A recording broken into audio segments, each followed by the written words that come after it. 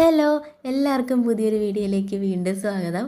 അപ്പോൾ ഇന്നത്തെ നമ്മുടെ വീഡിയോ ഒരു സ്റ്റിച്ചിങ് വ്ളോഗാണ് കേട്ടോ. 2 ദിവസത്തെ സ്റ്റിച്ചിങ് ഉണ്ട്. കാരണം കുറച്ചധികം സ്റ്റിച്ച് ചെയ്യാനുള്ളത് കൊണ്ട് തന്നെ ഒറ്റ ദിവസം കൊണ്ട് തീർക്കാൻ പറ്റിയില്ല കേട്ടോ. അപ്പോൾ കുറച്ച് തിരക്ക് പിടിച്ച ദിവസങ്ങളായിരുന്നു ഈ 2 ദിവസവും.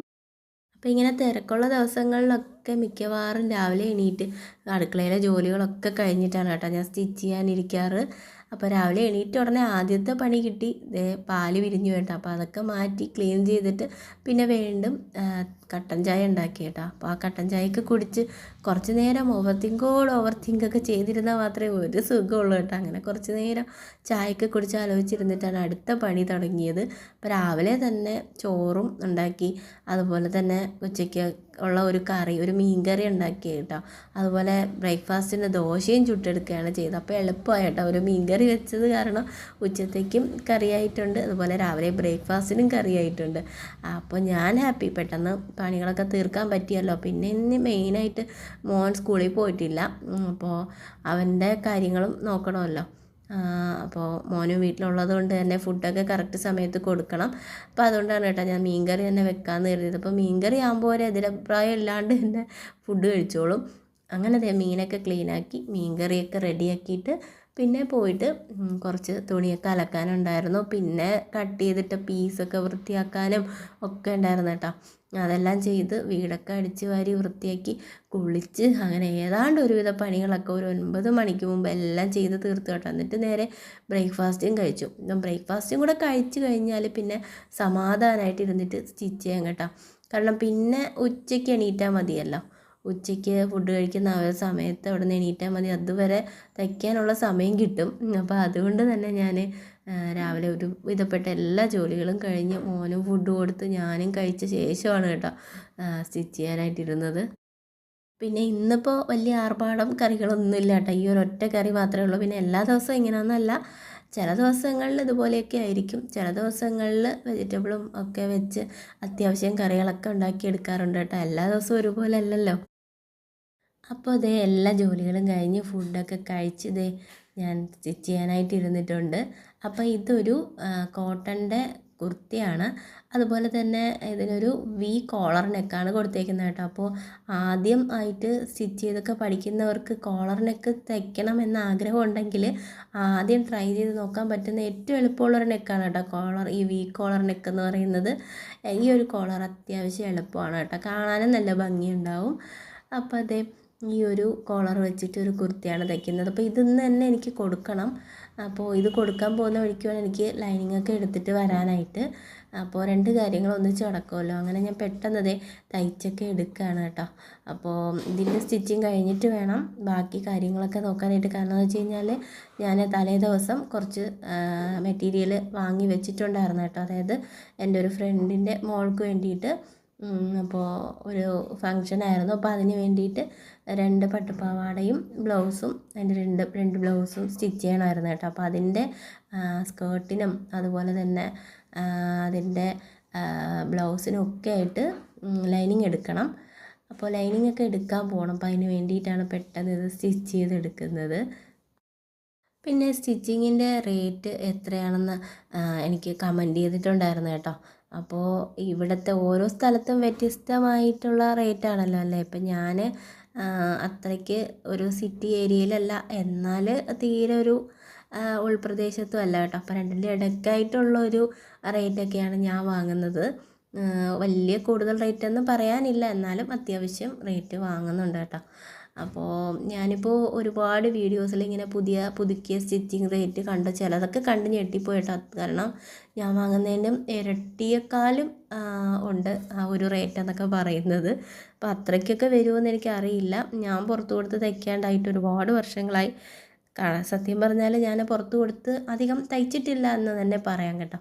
അപ്പോൾ അതുകൊണ്ടാവും എനിക്ക് വലിയ പിടുത്തമൊന്നുമില്ല. ഞാനൊരു മീഡിയം റേറ്റൊക്കെയാണ് വാങ്ങുന്നത്. പിന്നെ ഞാൻ എങ്ങനെയാണ് എൻ്റെ ഒരു ഏരിയയിലെ സ്റ്റിച്ചിങ് റേറ്റ് കണ്ടുപിടിച്ചതെന്ന് വെച്ച് കഴിഞ്ഞാൽ, നമുക്ക് സ്റ്റിച്ച് ചെയ്യാൻ കൊണ്ടുവരുന്ന ആളുകളോട് ചോദിക്കും, പക്ഷേ എല്ലാവരും പറഞ്ഞു തരില്ല കേട്ടോ. അതൊരു വലിയ സത്യമാണ്. അപ്പോൾ എനിക്ക് സ്റ്റിച്ച് ചെയ്യാൻ വരുന്ന ആളുകളോടൊക്കെ ഞാൻ ഒരുപാട് ചോദിച്ചിട്ടുണ്ട്, നിങ്ങൾ എത്ര രൂപയാണ് കൊടുത്തുകൊണ്ടിരുന്നത്, നിങ്ങളുടെ അവിടെയൊക്കെ എത്ര രൂപയുണ്ട് എന്നൊക്കെ ചോദിക്കാറുണ്ട് കേട്ടോ. പക്ഷെ ആരും സത്യം പറയില്ല എന്നൊരു വാശിയാണ് കേട്ടോ. മിക്കവാറും പേര് പറയാറില്ല. അത് അവരുടെ ഒരു വർക്ക് അനുസരിച്ച് വാങ്ങും എന്നൊക്കെയാണ് മറുപടി വരാറ് കേട്ടോ. കൃത്യമായിട്ട് ഇത്ര രൂപയാണെന്നൊന്നും മിക്കവാറും പേര് പറഞ്ഞു തരാറില്ല. നമ്മുടെ ഏറ്റവും അടുത്ത സുഹൃത്തുക്കളോട് ചോദിച്ചിട്ട് പോലും പലരും പറഞ്ഞു തന്നിട്ടില്ല കേട്ടോ. നിങ്ങളെത്രയാണ് വാങ്ങുന്നതെന്ന് ഇങ്ങോട്ട് ചോദിക്കാറുണ്ട്, പക്ഷെ അങ്ങോട്ട് ചോദിക്കുമ്പോൾ ഇങ്ങനെയൊക്കെയാണ് മറുപടി വരാറ്. പിന്നെ ഞാനിതുപോലെ വീഡിയോസൊക്കെ ഉണ്ടല്ലോ, യൂട്യൂബിൽ തന്നെ വീഡിയോസ് ഉണ്ടാവും, സ്റ്റിച്ചിങ് റേറ്റ് പറഞ്ഞിട്ട് വീഡിയോസ് ഉണ്ടാവും. അപ്പോൾ അതൊക്കെ ഒന്ന് നോക്കും. പിന്നെ അല്ലാണ്ട് നമ്മുടെ ഒരു ഏരിയയ്ക്കുള്ളിൽ സ്റ്റിച്ചിങ് സെൻറ്റർ ഉണ്ടാവുമല്ലോ, അപ്പോൾ അവിടെ ഫോൺ വിളിച്ച് ആ ഒരു നമ്പർ കളക്ട് ചെയ്തിട്ട് ഫോൺ ചെയ്ത് ഞാൻ ചോദിച്ചിട്ടുണ്ട് കേട്ടോ. അപ്പോൾ ചിലവർ പറയും, ചിലവർ പറഞ്ഞു തരും കേട്ടോ. മിക്കവാറും പേര് അതും പറഞ്ഞു തരാറില്ല, നിങ്ങൾ നേരിട്ട് തുണി കൊണ്ടുവന്നാൽ മതി എന്ന് പറയാറുണ്ട്. പക്ഷേ ആ ഒരു ആൻസർ എനിക്ക് മതിയായിട്ടില്ല കേട്ടോ. കാരണം എനിക്ക് ശരിക്കുമുള്ള റേറ്റ് അറിഞ്ഞാൽ മാത്രമല്ലേ എനിക്ക് അതനുസരിച്ചിട്ടുള്ള സ്റ്റിച്ചിങ് റേറ്റ് വാങ്ങാൻ പറ്റുള്ളൂ. നമ്മൾ തീരെ കുറച്ച് പറഞ്ഞു കഴിഞ്ഞാൽ അത് നമുക്ക് നഷ്ടമായി പോകും. കൂട്ടി പറഞ്ഞു കഴിഞ്ഞാൽ നമുക്ക് പിന്നെ വർക്ക് കിട്ടില്ല. അപ്പോൾ നമ്മൾ അതനുസരിച്ചുള്ള അവർക്കും നഷ്ടമല്ല നമുക്കും നഷ്ടമില്ലാത്തൊരു രീതിക്ക് സ്റ്റിച്ചിങ് റേറ്റ് വാങ്ങണമെന്നുണ്ടെങ്കിൽ നമ്മൾ കറക്റ്റായിട്ടുള്ളൊരു റേറ്റ് പറയണം. അപ്പോൾ ആ ഒരു റേറ്റ് കണ്ടുപിടിക്കാൻ ഞാൻ കുറേയധികം കഷ്ടപ്പെട്ടു കേട്ടോ.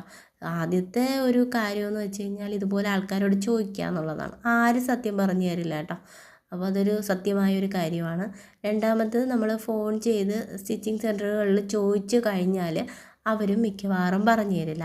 പിന്നെ ഞാൻ കണ്ടുപിടിച്ചത് എങ്ങനെയാണെന്ന് വെച്ച് കഴിഞ്ഞാൽ, എൻ്റെ അമ്മ ശരിക്കും സ്റ്റിച്ച് ചെയ്യാൻ കൊടുക്കുമായിരുന്നു, പുറത്ത് കൊടുക്കുമായിരുന്നു കേട്ടോ, എൻ്റെ അടുത്ത് ഇല്ലാതിരുന്ന സമയത്ത്. അപ്പോൾ അമ്മ സ്റ്റിച്ച് ചെയ്യാൻ കൊടുത്തപ്പോൾ ഉള്ള ചുരിദാറിൻ്റെയും ബ്ലൗസിൻ്റെയും റേറ്റ് വെച്ച് എനിക്കൊരു ബേസിക് ആയിട്ടുള്ളൊരു ഐഡിയ കിട്ടി. ഇത്രയൊക്കെ ആവും വാങ്ങുന്നത് എന്നൊരു ഐഡിയ കിട്ടി.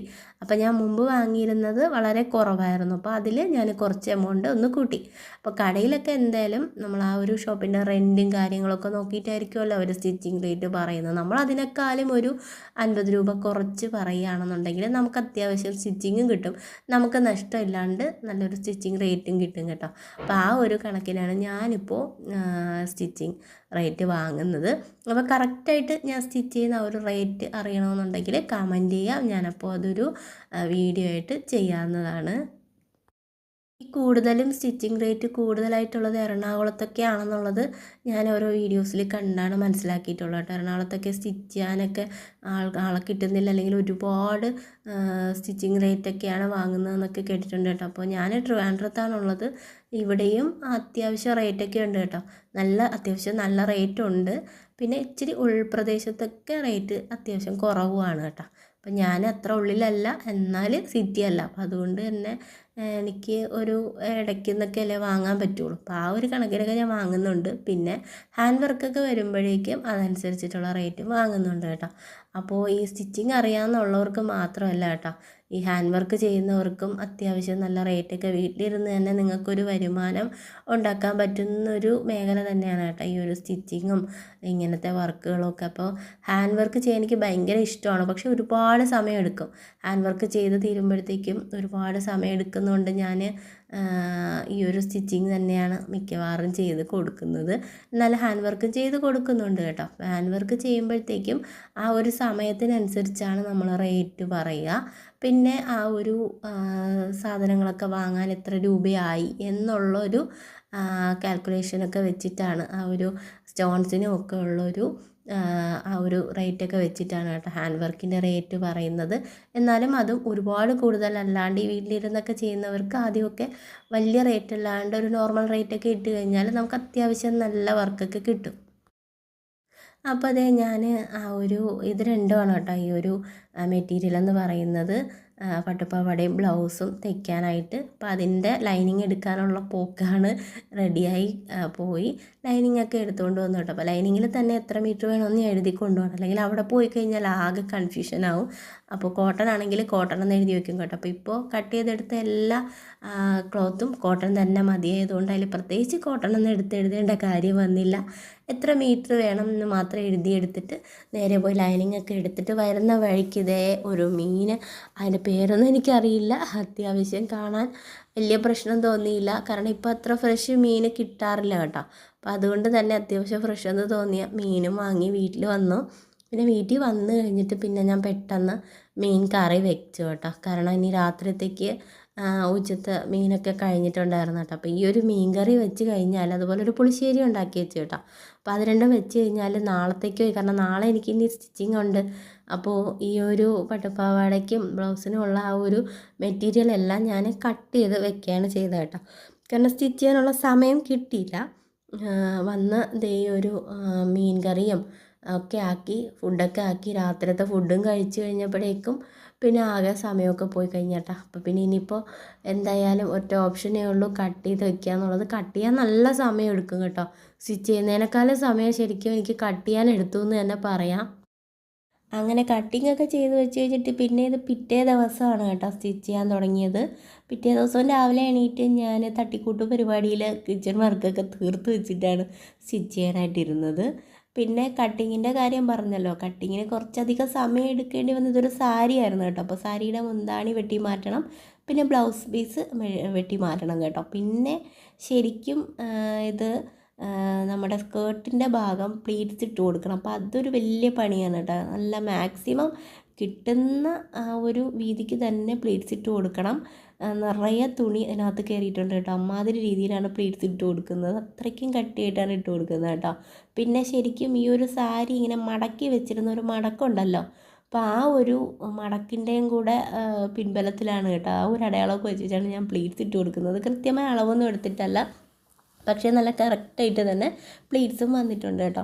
പേപ്പർ സ്റ്റിഫ് വെച്ചിട്ടാണ് ഇടുപ്പിൻ്റെ ആ ഒരു ഭാഗം അയൺ ചെയ്ത് പിടിപ്പിച്ചേക്കുന്നത്. അതിൻ്റെ പുറത്ത് ലൈനിങ് വെച്ച് ഫ്രിൽസ് ഇട്ട് കൊടുത്ത ശേഷമാണ് പിന്നെ ശരിക്കുമുള്ള ക്ലോത്ത് വെച്ചിട്ട് ഇതേ ഫ്രിൽസ് ഇട്ട് കൊടുക്കുന്നത് കേട്ടോ. രണ്ട് പാവാടയും ഒരേ അളവിൽ തന്നെയാണ് ചെയ്യേണ്ടത്. അപ്പോൾ അതുകൊണ്ട് വലിയ ടെൻഷൻ വന്നില്ല, ആ രീതിക്ക് അങ്ങ് ചെയ്തു പോകണം. പക്ഷേ ഒരു അബദ്ധം പറ്റിയ എന്താണെന്ന് വെച്ച് കഴിഞ്ഞാൽ ഇത് അത്യാവശ്യം നല്ല വലുതായിട്ട് തയ്ക്കാൻ പറഞ്ഞിട്ടുണ്ടായിരുന്നു കേട്ടോ കസ്റ്റമർ. അപ്പോൾ ആ ഒരു രീതിക്ക് ഞാൻ അത്യാവശ്യം വലുതാക്കി തന്നെ അങ്ങ് തയ്ച്ചു. പക്ഷേ സംഭവിച്ചത് എന്താണെന്ന് വെച്ച് കഴിഞ്ഞാൽ നല്ല വലുതായിപ്പോയി. പിന്നെ ഇതിൻ്റെ താഴ്ഭാഗത്ത് ഒരു ഡിസൈൻ വർക്ക് ഇങ്ങനെ വരുന്നത് കൊണ്ട് തന്നെ ഇതിൽ ടക്ക് ഇട്ട് കൊടുക്കാൻ ഒരു നിവർത്തിയില്ല കേട്ടോ. അപ്പോൾ അത് വൃത്തികേടാവും. അപ്പോൾ അത് കാരണം എനിക്കിത് വീണ്ടും ഓർഡർ ചെയ്യേണ്ടി വന്നു കേട്ടോ. അപ്പോൾ അതുകൊണ്ടാണ് എനിക്ക് പിറ്റേ ദിവസത്തെ വീഡിയോസ് കൂടുതലായിട്ടൊന്നും എടുക്കാൻ പറ്റിയിട്ടുണ്ടായിരുന്നില്ല. സംഭവം ഇതൊന്ന് വൈകുന്നേരം കൊടുക്കാൻ വേണം. അപ്പോൾ അതുകൊണ്ട് ഞാൻ വെപ്രാളപ്പെട്ട് പെട്ടെന്ന് തന്നെ തയ്ച്ച് റെഡിയാക്കിയൊക്കെ എടുക്കുകയാണ് കേട്ടോ. അങ്ങനെ കുറേ നേരത്തെ കഷ്ടപ്പാടിന് ശേഷം 2 സ്കേർട്ടും തയ്ച്ച് കഴിഞ്ഞു. അപ്പോൾ അതിന് ശേഷം നേരെ എൻ്റെ ബ്ലൗസ് സ്റ്റിച്ച് ചെയ്യാനിരുന്നു കേട്ടോ. അപ്പോൾ ബ്ലൗസിൽ വേറെ പ്രത്യേകിച്ച് പണിയൊന്നും വേണ്ടാന്ന് പറഞ്ഞു കേട്ടോ. ഞാൻ ഹാൻഡ് വർക്ക് വേണമെന്ന് ചോദിച്ചിട്ടുണ്ടായിരുന്നു. അപ്പോൾ വേണ്ട, ഹാൻഡ് വർക്കൊന്നും വേണ്ട, ഇതുപോലെ സ്റ്റിച്ച് ചെയ്തെടുത്താൽ മാത്രം മതി എന്ന് പറഞ്ഞിട്ടുണ്ടായിരുന്നു. അങ്ങനത്തെ ഒരുവിധം സംഭവമൊക്കെ സ്റ്റിച്ച് ചെയ്തൊക്കെ റെഡിയാക്കി എടുത്തിട്ടുണ്ട്. അപ്പോൾ ഇതാണ് ആദ്യത്തെ ഒരു പാവാട. അതോടൊപ്പം തന്നെ ഉള്ള അതിൻ്റെ ഒരു ബ്ലൗസ് എന്ന് പറയുന്നത്. സ്ലീവ്സ് വന്നിട്ട് പഫ് സ്ലീവ്സും ആയിരുന്നു കേട്ടോ. അപ്പോൾ അതായത് ഇത്രയും ചെയ്ത് കഴിഞ്ഞു. അതുപോലെ 2 പാവാടയും 2 ബ്ലൗസും ചെയ്ത് കഴിഞ്ഞു കേട്ടോ. അപ്പോൾ എന്തായാലും എൻ്റെ ഇന്നത്തെ വർക്ക് ഇവിടെ കംപ്ലീറ്റ് ആയി. പിന്നെ ഇനി ഇത് കൊണ്ടു കൊടുക്കണം കേട്ടോ. പിന്നെ ഒരൊറ്റ ഓട്ടപ്പാച്ചിലായിരുന്നു. കൊണ്ടു കൊടുത്തവർക്ക് പാവാടയുടെ ലെങ്ത്ത് കുറയ്ക്കണമെന്ന് പറഞ്ഞു. പിന്നെ തിരിച്ചു വന്നു വീണ്ടും ലെങ്ത്ത് കുറച്ച് കൊടുത്തു. അങ്ങനെ ആകെ ഓട്ടപ്പാച്ചിലായിട്ട് അങ്ങനെ ഒരു 2 ദിവസം കടന്നു പോയി. അപ്പം ഇന്നത്തെ നമ്മുടെ വീഡിയോ ഇത്രയേ ഉള്ളൂ. പുതിയ വീഡിയോ ആയിട്ട് വീണ്ടും അടുത്ത വീഡിയോയിൽ കാണാം.